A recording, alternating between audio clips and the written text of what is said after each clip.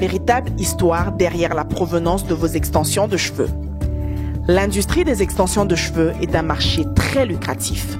Le cabinet d'études des marchés Mintel a estimé la taille du marché en 2012 à 684 millions de dollars avec une projection de 761 millions de dollars d'ici 2017.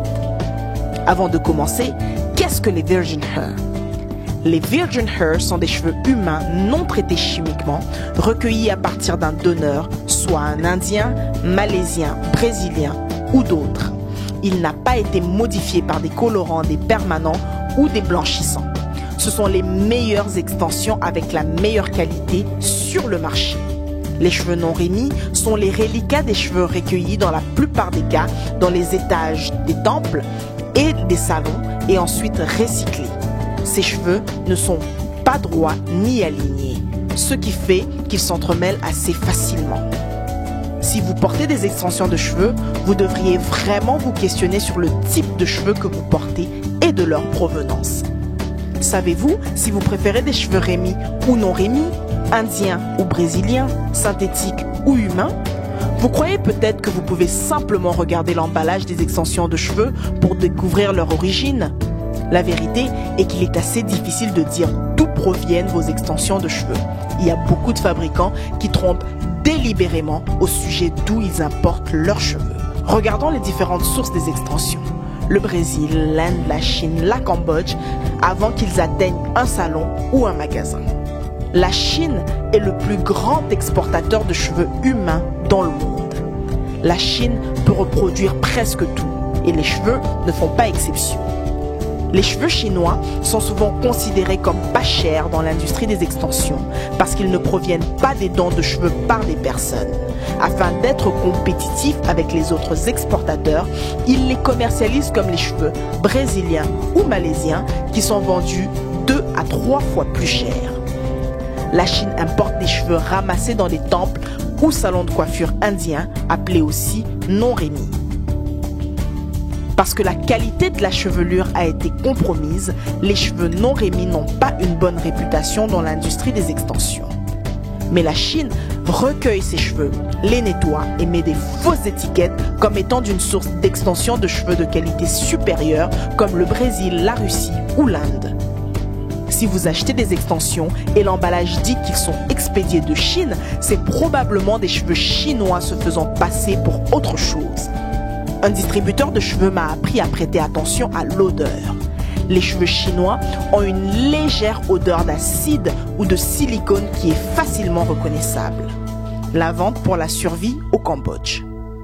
Phnom Penh, au Cambodge, est une petite ville sous-développée et en proie à la souffrance, mais culturellement riche et animée.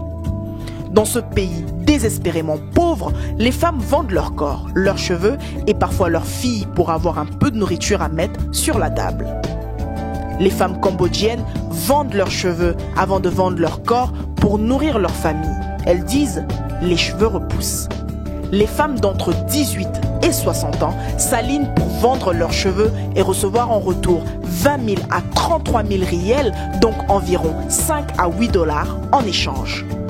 Tous les 4 à 6 mois, un acheteur vient au village pour acheter les cheveux.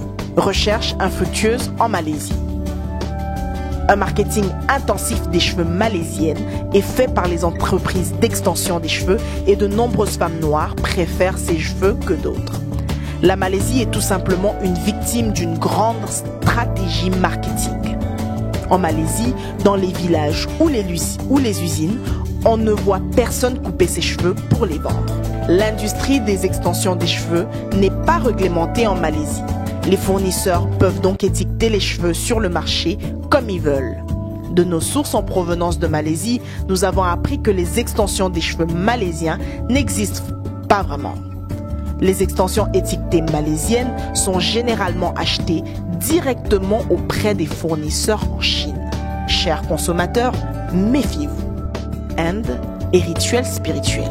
Beaucoup de Chinois font des extensions des cheveux qui sont faussement commercialisées comme les cheveux indiens. Les cheveux indiens sont épais, sombres, la texture légèrement ondulée et très populaire dans l'industrie de l'extension de cheveux. En plus de la texture luxueuse, les cheveux indiens sont en abondance. Les hindous coupent les cheveux dans le cadre d'un sacrifice rituel à leur dieu.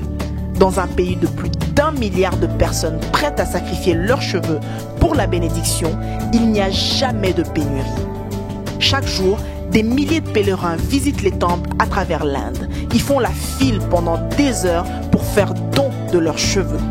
Les femmes, les hommes et les enfants de tout âge se font raser la tête comme un symbole pour se laver du péché et repartir à zéro. Les hindous croient que s'ils sacrifient leurs cheveux aux dieux, leurs prières seront exaucées. Les temples organisent des ventes aux enchères privées pour vendre les cheveux aux différents fournisseurs. Ils utilisent les profits pour financer des projets communautaires comme les logements, l'éducation et les soins de santé. Y a-t-il des extensions brésiliennes qui viennent vraiment du Brésil? Ceci semble être la plus grande arnaque de l'industrie des cheveux. Selon nos sources, 90% de tous les dons de cheveux humains viennent de l'Inde. Y a-t-il aussi des extensions des cheveux du Brésil? Nous sommes souvent très naïfs et les fournisseurs le savent. Ils modifient des cheveux indiens et les commercialisent comme étant des cheveux brésiliens, péruviens ou malaisiens. Alors, la prochaine fois que vous allez acheter des cheveux dans un magasin d'extension, en ligne ou en magasin, vérifiez bien d'où ils proviennent.